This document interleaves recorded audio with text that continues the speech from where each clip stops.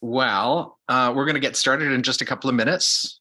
We have about 30 people registered tonight, but I know some people can't come because of time zone problems, and other people have other commitments and they don't want to, or they're not able to join us, but they want the recording of the video. Just so that everybody knows, as you can see in the upper left corner, this video is being recorded. It will be posted later on to YouTube. If you don't want to be on camera, I understand that, but I would encourage people to leave their cameras on. There will be a time during the seminar when we will have breakout rooms and people will be involved in doing an exercise with one other person. So I'm going to put you in pairs. And during the pair time in exercises, it would be really good if you could have your video on so that you can actually see the other person, because the visual is a very important part of communication. I'm just going to wait another minute or two for some other people to join us. While I'm doing that, I will invite you, if you'd like. Does everybody know where the chat box is? You can just stick in the chat box where you're joining us from, because I noted when people signed up for the webinar that there were people joining us from various locations around the world. So I'm interested to know where people are joining us from tonight. And maybe if you are bold enough, you could tell us about why you're joining the webinar. What interested you in joining us tonight?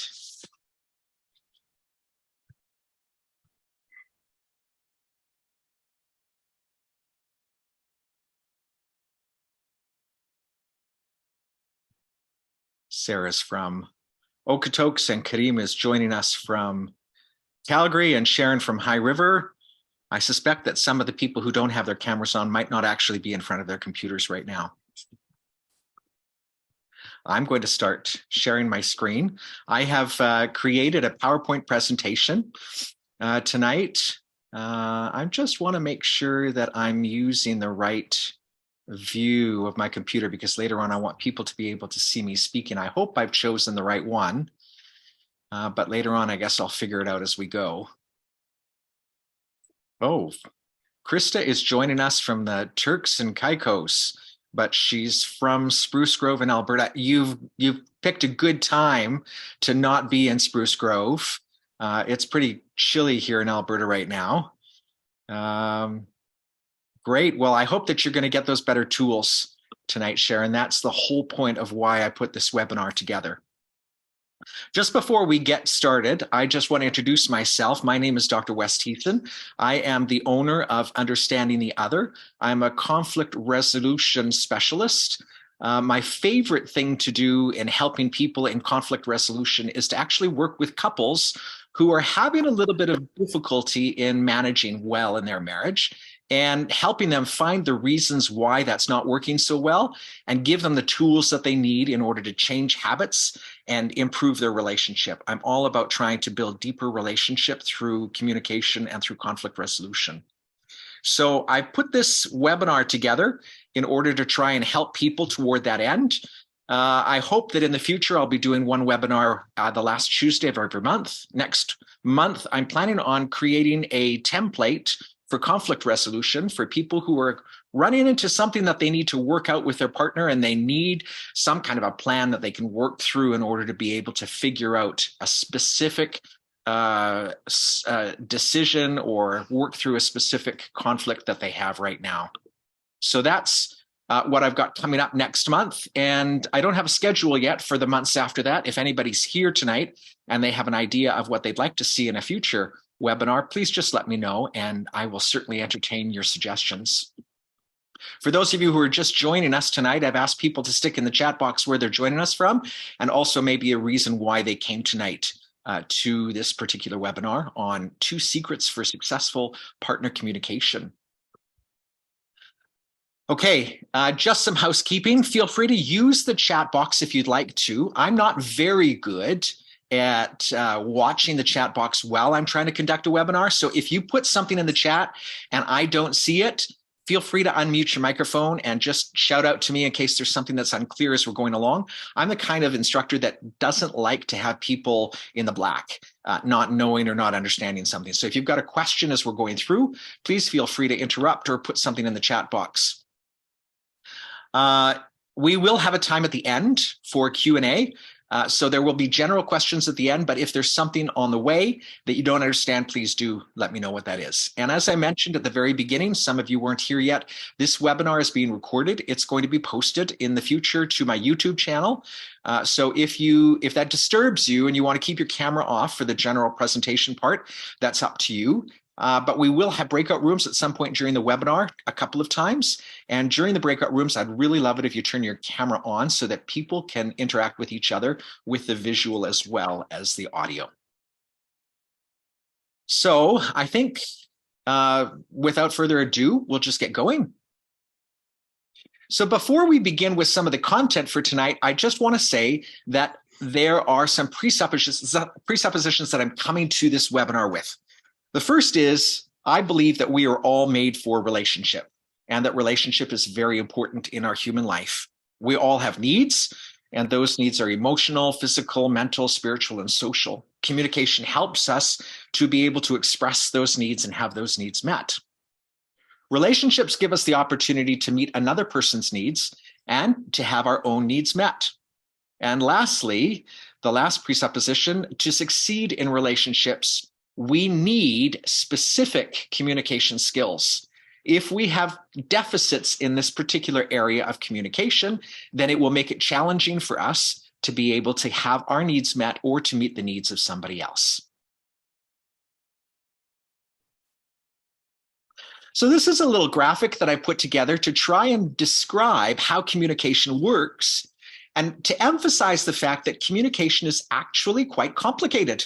And sometimes this complication is what makes it difficult for us to understand each other or to make ourselves understood. So you can see this is a partner communication going on, a husband and a wife. The husband is making the communication here. The wife is the one that's responding. So we start with an idea that is created inside the mind of the husband in this particular case. His idea then is translated into words, and that happens inside of his own mind. And then those words, that idea is translated through those words in his spoken speech. It travels through the airwaves to the ears of his partner. She hears the words, and then the hearing goes from her ears into her brain, where the words are translated into an idea. And then the idea is actually understood from the words in her language. I'm a firm believer that we have ideas that we interpret into a language because people speak in different languages. And depending on what language you're speaking, that idea is going to be translated into different ways. Different languages have different emphases and different culture. And so the language that we use is actually very important in translating our particular idea. Anywhere along this route, there can be trouble, and that trouble can lead to miscommunication or misunderstanding. When we communicate, I'm focusing tonight on two specific needs or two specific skills in order to be able to have good communication. And the first secret is communicating your own needs. Now, in order for you to be able to communicate your own needs, you need to be able to use assertive communication. In assertive communication, you will be expressing things about yourself that your partner may not, cannot, or does not fully know. Sorry, I'm just letting somebody else into the webinar. This is really important, because your partner doesn't actually know what's inside your mind or inside your heart. And so even if we've been married to our partner for many, many years, we still don't know with 100% accuracy what's going on inside that mind. And in fact, some people don't know anything at all about what's going inside that mind of your partner. But in your assertive communication, you are going to be communicating things about yourself that your partner does not fully know. In addition, as you communicate assertively, you will be providing an opportunity for your partner to be able to respond to what you have communicated about yourself. And this is a very important part about the partner process.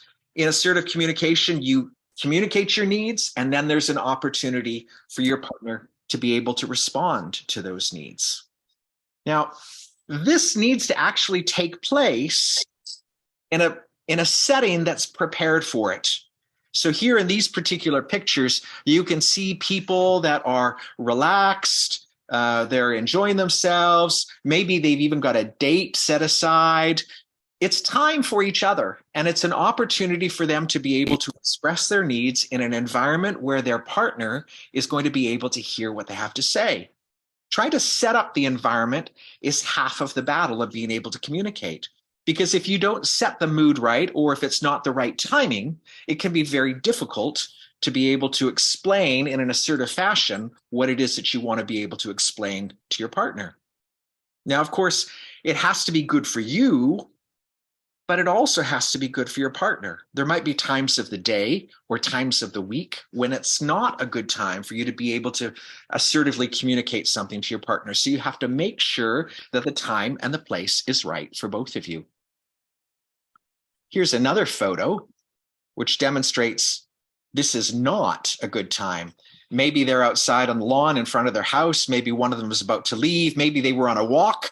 Maybe they were going somewhere very specific. But obviously, this kind of a scenario, this context where there's challenge between the two of them, this is not a good time to be trying to use assertive communication unless you're able to resolve the difficulty that they're experiencing in this particular case.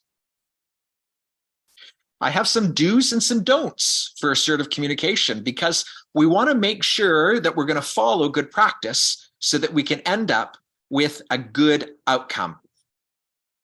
The first do about assertive communication is to use I statements.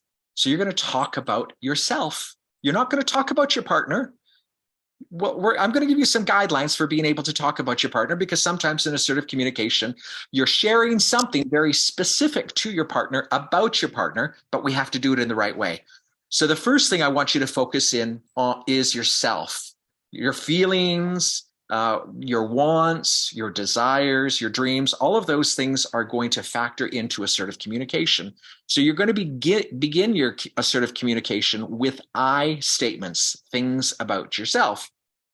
Now, if you're going to talk about your partner, you're going to couple your I statements with you statements about your partner, but these have to be based on fact, without blame or judgment, and they must be based on a single incident. So, for example, you're not going to tell your partner something about what they always do or what they never do. In fact, we're going to come to those in just a moment. But you're going to talk about a specific instance. So, for example, I think I've got some of these. I felt ignored when you didn't wash the dishes like we agreed. Now, here's an I statement that's coupled together with a you statement, but the you statement focuses in this particular instance on a specific moment in time, a single incident. So it's not talking about I feel ignored when you always don't wash the dishes, when you never wash the dishes. That's not what we're talking about. That's not good assertive communication. You want to focus on a single incident. Another example, I need to talk with you about the laundry. When would you be willing to do that?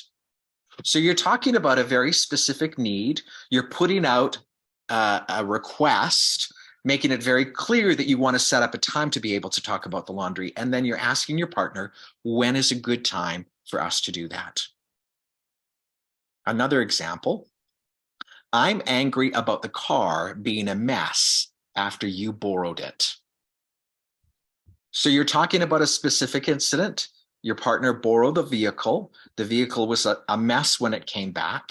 And now you're expressing your feelings to your partner about the car. This will give your partner an opportunity to be able to respond to this particular piece of assertive communication. Now, of course, we're not going to talk about what the partner is going to respond to. If you were the partner, you'll have an opportunity later on to use some listening skills if you were the one that made the mess in the car. Now, in addition to the do's, we also have some don'ts for assertive communication. Don't blame the other person. When you're using assertive communication, you should not be making comments like, it's your fault, you did it, you should never do that. We don't want blame in assertive communication. That's not going to be helpful in opening up good communication between you and your partner. Don't talk about the other person, except what I provided earlier about using a specific instance in time using fact. So you're not going to be saying things like, you never wash the dishes, you never take care of the laundry, you always leave the car a mess. Those are big no-nos in assertive communication, because assertive communication is you communicating your needs and your feelings and your desires to your partner. It's not about talking about what the other person doesn't do that doesn't support you. Don't tell them what they should do. So for example, if we go back to washing the dishes, don't tell your partner, you should wash the dishes every night before you go to bed. Don't tell your partner what they should do. Let your partner make that decision for themselves. If there's something that you want to say about the dishes at nighttime, say, it always works better for me when I leave the kitchen clean at night. Or I really need to wake up in the morning to a clean kitchen. That's very different than telling your partner, you have to wash the dishes at nighttime. So don't tell your partner what they should do. Avoid having the conversation when you are hurt or angry. Your emotions will impact your ability to be able to think and act logically. I want to tell you a little bit about our brains. We have two very important parts of our brain that we use in communication. One is tucked back here inside of our brain. It's right near the center. It's close to where the amygdala is. It's part of the brain that we see in lower animal forms other than humans. So sometimes we talk about an animal brain or a dog brain and a human brain. The human brain is all of the bigger stuff that's up in the top. And especially in communication, we talk about a part of the brain called the prefrontal cortex. And that's important because the prefrontal cortex is where your logic happens. And when we feel like we are threatened, or when our emotions are really running high, then our animal brain at the back of our head, that's what's engaged. And the logic brain is not engaged. And so when our emotions are really high or when we're threatened, we can't think logically. We don't take in information the same way. What we do is we feel threatened and our autonomic nervous system shuts everything else down and then just tells us, how do we defend ourselves? How do we protect ourselves? Or how do we attack to make sure that we're going to be safe? Because that part of our brain wants to protect ourself, wants to protect our human being. And so if we feel that we're threatened, we're either going to fight, or we're going to flee, or we're going to freeze. So those are the parts of our brain that sort of controls all of those other processes and doesn't let us think logically. And so if you're feeling like you're threatened in a conversation, there might be a time for a timeout so that you can actually get a hold of yourself again. That's something that we'll talk about in another webinar. But you want to make sure that when you're having a conversation with somebody with assertive communication, you don't want your emotions being in control of what's going on in the conversation. You want to be able to think logically.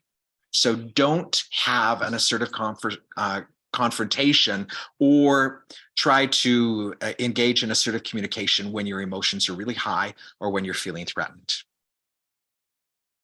Okay, it's time for us to break out into breakout rooms. As I mentioned before, I'm going to put you in pairs. So I will do that just randomly. If your camera isn't on right now, I encourage you to put your camera on and also to use your microphone. I hope that everybody who's on the screen is actually going to participate, because I don't want somebody to end up in a breakout room without a partner. But I'm going to just pull up my questions for my assertive communication scenarios, and I'm going to put them into the chat box so that everybody has those. And then when you get into the breakout room, you and your partner can decide who is going to be partner one and who's going to be partner two.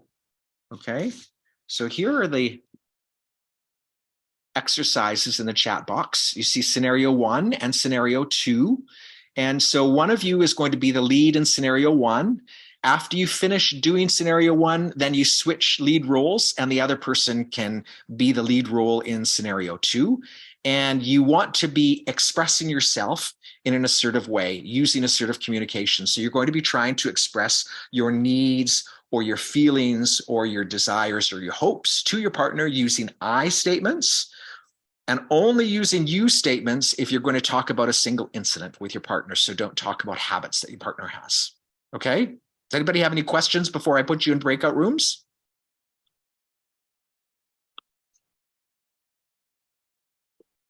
Okay.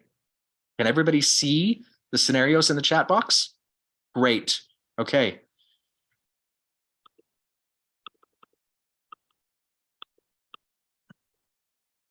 Here you go. When you're done, just leave the breakout room and come back to the main room. Okay?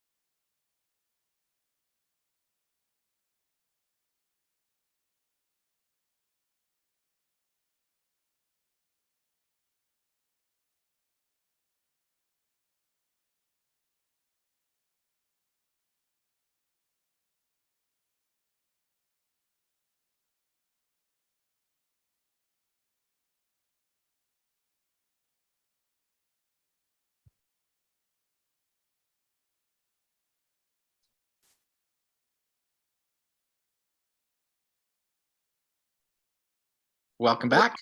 Are the first ones back? You're the first ones. How did that go? It was good. We didn't read through the scenarios, so I went first as a person expressing my needs, and then once we read through the second one, Sarah was like, "Oh, I should have gone first because second one is harder." But it's good. What we realized, you really have to think first about how you're feeling, what your needs are before you open your mouth to say it. Because if you try to say it and process it at the same time, it comes out in a way that causes a reaction. So it was neat. Do you think that thinking through that and planning what you're going to say, that the outcome is different than would have been otherwise? Absolutely, because if you just dump out your thoughts, you usually dump out of your emotions. But if I can stop and think about what I need, not what you did to annoy me, then that changes the entire flow of the conversation. Rashida, what were you going to say? Well, I've been known for I'm an external processor. So when we are in a communication with my husband, I process externally, and it's not always a good idea. Sometimes it's better for me just to process first and then say things to him, because as I'm processing, things come out clumpy and then they get misinterpreted on both sides. So it's when you said earlier that you never have conversations when emotions run high, that one is a powerful, because it's very easy just to get sidetracked like that. Right. The next secret is really going to be helpful then for you. Okay. I look forward to it. I tend to think too long before I bring it up, because I don't want to come from that emotional state. I want to be clear, but then I wait too long and I'm like, well, now it's too late to talk about it. It's never too late. I agree with Rashida. It's never too late. Never too late. And I'm learning that too. It's like, remember 3 months ago that thing happened? I'm ready to discuss it now. Right? Yes. And I've learned that about me. It's like, it takes me longer than the average person to assess what happened here. And now I'm ready to talk about it. Yeah. Hello, Maria. Can you hear me? Maria? Yes. Okay, you were in a breakout room with somebody. Do you want to go back in that room? No, because I don't know, for some reason they didn't talk. Oh, they didn't talk. Oh, I'm so sorry. Oh, well, we could do the practice with you right now. Can you see the scenarios in the chat box? Mm.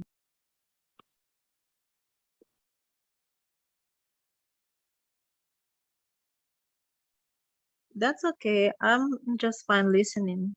Okay.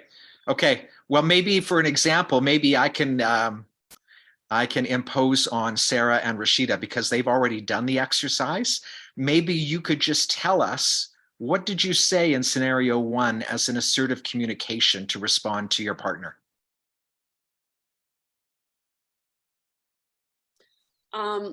You're asking us, I'm assuming? Yes. Yeah. So with the first one, I just said, hey, I know you want to hang out, but I had a long day and I have early morning tomorrow, and I just really need some sleep. And I need some rest. And then Sarah came back with pretending to be a partner, but I miss you and I really want to hang out and kind of hang out tomorrow. And are you going to be too tired? And I said, you know what, let's make a plan. 7 o'clock, we're hanging out. So even if we're in bed by 10, which is early, we'll still have 3 hours to spend time together. But I do need my sleep tonight. Okay. Did that feel like a good way to resolve that, Sarah? It did for me because I love sleep. The match made in heaven. You know, even as a night owl, I'd be like, yeah, that totally makes sense because I care about you and I want you to have what you need. So let's make a plan so that we can get together because we've been missing each other. So that really worked to walk away with a plan to solve the problem, not just to walk away from it. Excellent. And what about the second scenario? Do you want to share that with Maria too? Yeah, I just said, you know, I was really frustrated this morning when the keys weren't where they belonged. I was almost late for work. Can we make a plan to make sure those keys get back in the same place every time? Just, you know, we're in agreement about where they're going to be. Rashida, when you heard Sarah say that, how did it make you feel? I think the fact that she said, can we make a plan? Like if she had not said that, I would have probably gotten my back up because it just would feel like an accusation. But when she said, like, let's make a plan, it felt collaborative. It's like, yeah, I can understand why I felt frustrated and she was late, but now it's both of us against an issue to resolve it rather than you should do this and I want you to do that next time. So again, if she just said the first part, I would have got my back up. With the second one, it felt collaborative. Right. I think that I am going to close our breakout rooms. Do you think they've had enough time? Well, either Rashida and I just have too much experience in dealing with this stuff, or yeah, they've had enough. We've had too much conflict in our life. And we've worked hard on overcoming. Yes. Yes.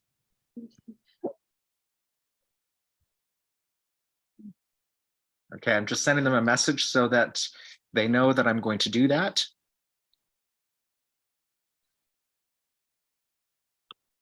And they've got about 30 seconds now. That's what my setting is for. Maria, where are you joining us from? From Virginia. Oh, okay.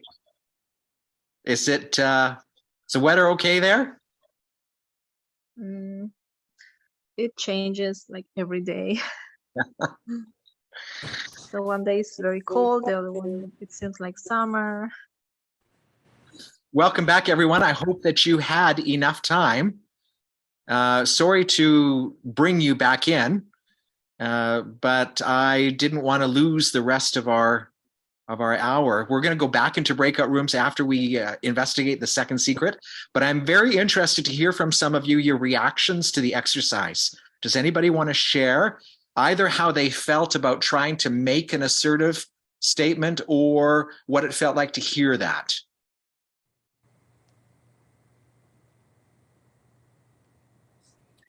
I'll share. Yeah, I mentioned that to Sarah. I think it was how you said earlier that you should never have these conversations when emotions run high. I've definitely been there and I've made that mistake, and it's very hard to ask yourself, what do you need, what are you feeling, and like clean that out when you are, you know, in the red zone. So that was very powerful. And again, even though they were fairly simple situations, it really made me stop and think about, right, what am I feeling? Like just name a feeling specifically. And then, what would the resolution be? What would I need from my partner to, or like either need in the moment or need from them? And to clarify that for myself, but then to like clarify the wording so that it comes out in a way that I need to come down. It really made me take a moment to be like, right, what are those two things before I said them out loud? So taking the time was really helpful. So it takes a little bit of thought. It does, and I've done this work quite a lot, but it just kind of reminds me, even with a simple situation, even if you've like done it 100 times, it's still the same mechanism. You still need to give yourself time. You still need to ask those questions, and it's just a discipline that needs to be followed. Thanks, Rashida. Krista, you had unmuted yourself. Did you want to share something as well? I was just going to say thank goodness for role playing, because I listened very intently, but I was at a loss for words on what to say. So thanks for making me think about the words that I wanted to say. Okay, that's great. Anyone else? Well, Sharon and I had a great discussion after the scenarios, and just as a general rule, or I guess a principle, it I guess when you focus in on you do this and you do that, and then it's not about the incident. It's more of a character flaw. It's a personal. It's almost like a personal attack, and the other side isn't so receptive to listening, if that's the case, because they're kind of drawn into a more of a defensive argument. As soon as you make somebody defensive, then the conversation is going to go in a very, very different direction. And people who are on the defensive feel that they need to protect themselves or maybe attack as well. And you don't actually solve the problem then. Then people are just trying to make sure that they're standing at the end. Okay, let's go back to the PowerPoint, and we'll go on to our second secret. So the second secret is about listening to your partner. And this one is about active listening. So assertive communication and active listening go very well hand in hand with each other. Assertive communication is the words that are coming out, and then the active listening is the other half of communication, which is listening to what somebody else is having to say. You will fully engage in listening to your partner with a view to understanding what they have to say. Any response you make after listening will focus on either expressing what you have understood or asking clarification questions about what you heard. So when you're active listening, you have to really be focused on hearing what's being said. Also in active listening, you will be demonstrating a spirit of curiosity with your partner as you listen actively. Curiosity is very, very important. Oftentimes, when we've been together with somebody for a long time, for a number of years, we lose our sense of curiosity about that other person. And we're not actually trying to dig down and understand what they're actually trying to communicate. And this creates a big deficit for us in our communication. When you are doing your listening, if you can actually focus on listening and have a spirit of curiosity to try and understand fully what that other person is saying, you're going to change the dynamics of your communication with that other person positively. So you want to have this posture of listening. What does a posture of listening include? First of all, you are fully present. When I was thinking of a picture that I was going to put on here, I actually saw somebody at the same time who had headphones on and they had a phone in front of them, and somebody was trying to have a conversation with them. And I thought, well, that would make a great picture, because when you're trying to have a conversation with somebody and trying to listen, if you've got headphones on, or if your phone's in your hand, or even if your phone is beside you on the table, you're not fully present. So the best thing to do is to actually either put your phone away or shut it off or put it on silent or something like that, so that you can actually be fully present to the conversation that you want to listen to. Then you are going to focus and be attentive to what is actually being said. This is a skill. You can actually work at this. It's very easy in this world to be distracted Our attention span is about 6 seconds when we're watching things on social media. And so it's very important for us to train our brains and our attention to be focused on the other person and what they're saying, not to let our mind wander and not to be distracted by other things that are around us, but focusing on what the other person is saying. While you're listening, do not be preparing what you will say in response. You should only be focused on the speaker. Oftentimes, if you watch people in dialogue at an event or a public discussion or something like that, maybe even a debate, people are half listening because at the same time as they're hearing what the other person is saying, they're preparing in advance what it is that they're going to say in response. But this means that they're not actually fully engaged and fully paying attention to what the other person is saying. And it's very, very important that we are actually listening to what the other person is saying so that we will understand them. And that's the focus of attentive listening, is that you are going to be understanding the other person. You will respond to somebody who's speaking by actually describing to the speaker what you understood them to say. So active listening means that you can actually say something to the other person about what you heard. And I'm going to give you an option right now of being able to hear or being able to respond to the other person what you hear them saying, how to respond in active listening. So one option is for you to tell them, so what I hear you saying is, and then you explain to them in paraphrased words what you heard from them. And then at the end, you can say, is that correct? Because not only does this communicate to the other person what you've understood from them, but this then also gives the speaker the opportunity to correct something that you might have misunderstood in what they were saying. I'm sure they thought that they were clear, but now we're going to actually find out whether or not it really was clear. Another option is for you to respond by saying, I understood you to say that, and then paraphrase it again. And with the question at the end, did I get that right? So again, you're giving them the option to correct something that you might have not understood correctly. Another option is to focus on the last 3 words that they said. Some research was done by servers in restaurants and the tips that they received.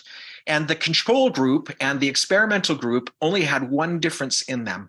In the control group, the server came to the table, asked the people for their order, and then at the end of the person giving their order, the server would repeat the last 3 words.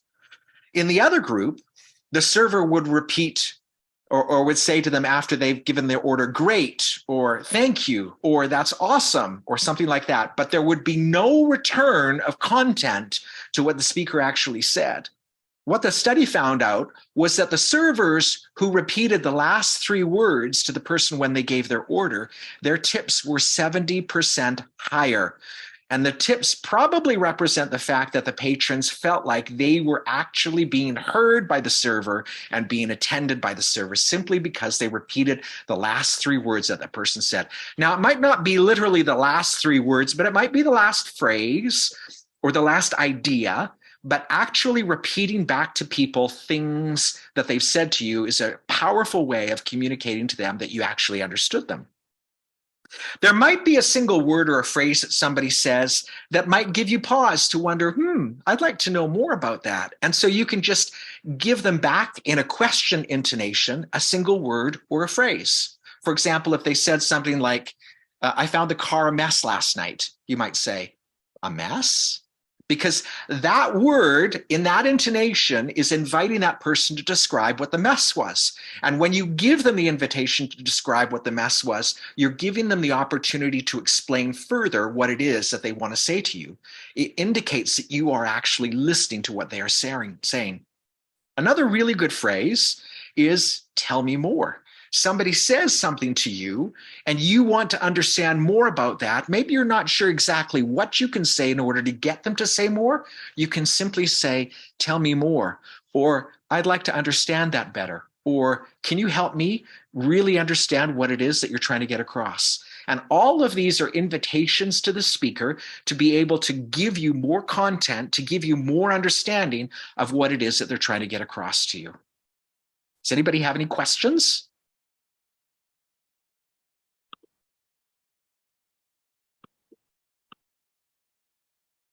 No questions.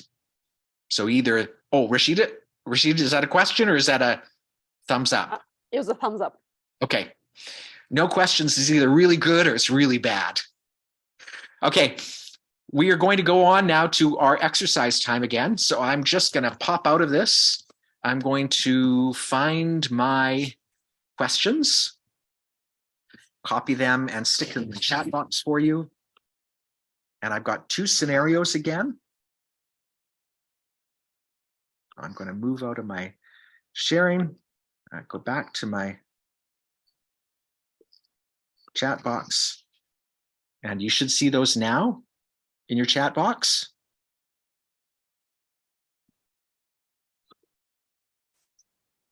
I'm going to put you into your breakout rooms. I am going to stick Kim with Owner because 2 people are not here anymore. Owner, are you there? I don't know who Owner is. Owner, are you there? Okay.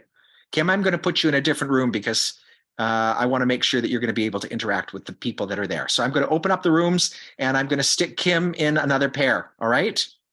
Any questions before I put you in your rooms? Okay, here we go.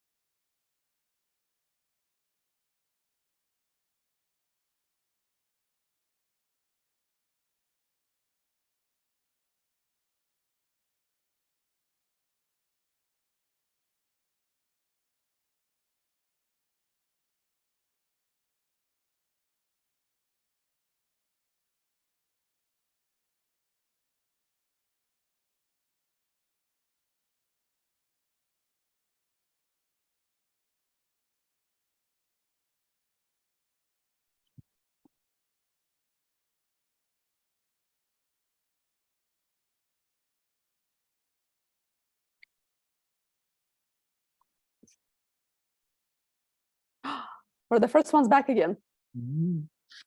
That means you guys are the professionals. You really know how to do this. We pretend well. We make it look like we know what we're doing. You're the real professional. You're running the webinar. It's very easy when you're doing it as an exercise and not in real life with true emotions hanging over your head. I know. Yeah, Isn't that the truth? it's easy to be Yeah. theoretical and clever. Mm-hmm. Yeah. And the problem is that, well, not the problem, but the problem in this exercise for us is that we're both rational people. Well, like, I don't see the problem here. There's a solution. Did it go well? It did. Yeah, we Yeah. Rashida asked more information. She's like, so what I'm hearing you say is this, and is you know, and we played 2 roles where, you know, she's like, one role, it's like, yeah, let's skip the Christmas party. The other was like, I have to be there. How do we solve this problem? Mm. And we talk more about the details. And of course, we didn't have details because, I mean, we could create details, but that's not fun. Sometimes that's not fun. So we played two scenarios, and with both of them, we played two scenarios, but it, the one, yeah, let's skip it. And the other one is let's go separately. And, there's a solution to both if you're listening. Yeah. And you don't say, I don't enjoy your Christmas party. I just go because you like it and you need to be there. You don't say that when you're trying to negotiate something different. Because then that comes across as accusation. I really hate your Christmas party. I don't want to go. My favorite band is playing, and I'd so much rather go there. That's not going to have as good a conversation as my favorite band is playing, and it's the same night as your Christmas party. Is there a way we can make this work? Mm-hmm. Yeah, that's already somebody who's trying to problem solve. Yeah. And I actually did the same thing when I was in that role, like about the vacation. I was like, hey, this is coming up, but maybe we could go on a vacation and honor that, but take, that day for just ourselves and do something special. So it's our tradition. Mm-hmm. So I also approached that with, I'm not sure if it was part of the exercise or not, but again, like we're both fairly rational and yeah, but it was it's a good reminder because like Sarah said, like it's very easy to do this exercise when things are good and you're in a comfortable chair and nobody's coming at you. But when you're in the moment, I certainly don't follow these principles all of the time, even though I'm aware of them. Maybe another webinar topic needs to be, what do I do when my emotions are getting ahead of me? Yeah, and while I'm a rational person on one side, I have a lot of fire in my personality, which I'm learning to tame as I grow older. But it's still there. It still runs pretty hot at times. Yeah, and I'm learning to bring more fire into my conversations. I think for the other one, that's actually more emotionally fraught because you're dealing with other families. Now you're drawing other people into it. It's not a professional thing, it's a personal thing. Mm-hmm. And like number one, yeah, let's totally skip town on, it's a vacation. We'll skip out on our anniversary. We'll be gone for 2 days. We'll come back. Let's do it away from home. That could be fun. But the second part of that is, well, maybe the family is planning this big anniversary party. So maybe we need to go back and have a conversation with the in-laws and find out, what's going on there. Are they just being controlling, selfish in-laws, or or are they actually, trying to do something nice that we're going to miss out on if we skip town? Yeah. That's a very interesting scenario. Welcome back, Krista. Sorry, Krista and Kim. How did your group go? Yeah. I think the in-laws thing is a challenge. I tried to create scenarios that I thought people could actually relate to. I can, yes. That's what I can. Your son-in-law is also in our group, and he feels that you have a mic inside of his house listening to everything that's going on because the scenarios are repeated. That's so interesting. Thanks for that little tidbit of information, Krista. Secret being told. About the car. He's like, man, I think has a mic in our house because I think we've had this conversation with the keys to the car. Literally, all I tried to do was try to think of what happens in my life and what could other people relate to. And that's what it comes up as. Right. Dr. West, slightly off topic. How much longer is the seminar? We're supposed to be finished in a minute. So okay. I think what I'm going to do is I'm going to bring everybody back in. I just wanted to check because they're emptying mannequins and collecting equipment on the pool deck. Okay. Yeah, it was scheduled for an hour, and I didn't actually think that the exercises would take quite this long, but that's a good sign, I think. Which means I still have about 15, 20 minutes. But. Right. No, but I want to make sure that everybody else gets out on time. So I'm just coming up to Q&A and then a last word, and then we're done.